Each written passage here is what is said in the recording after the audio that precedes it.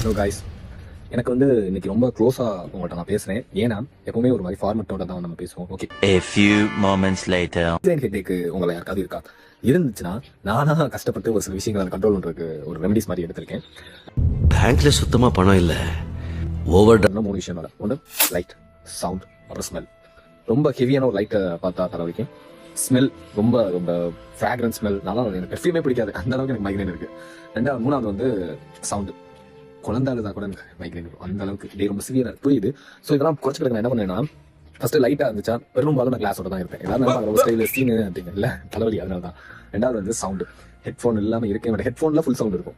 ஆனால் அது எனக்கு பெருசாக பாதிப்பு இது வரைக்கும் வந்திருக்குன்னா இல்லைன்னா சொல்ல மாட்டேன். ஆனால் கம்பேர் வித் தட் இது ஓகேவா இருக்கும். மூணாவது ஸ்மெல். மிக்ஸ் இல்லாமல் இருக்கவே மாட்டேன். மிக்ஸ் இல்லாமல் சில ஃபுட் ஐட்டம்ஸோட ஸ்மெல் கூட எனக்கு பிடிக்காது. அந்த அளவுக்கு எனக்கு இருக்கு. ஸோ இந்த 3 விஷயத்தை கண்ட்ரோல் பண்ணுறப்போ உங்களுக்கு ஏதாவது ரெமடிஸ் தெரிஞ்சாலும் கமெண்ட்ஸ்.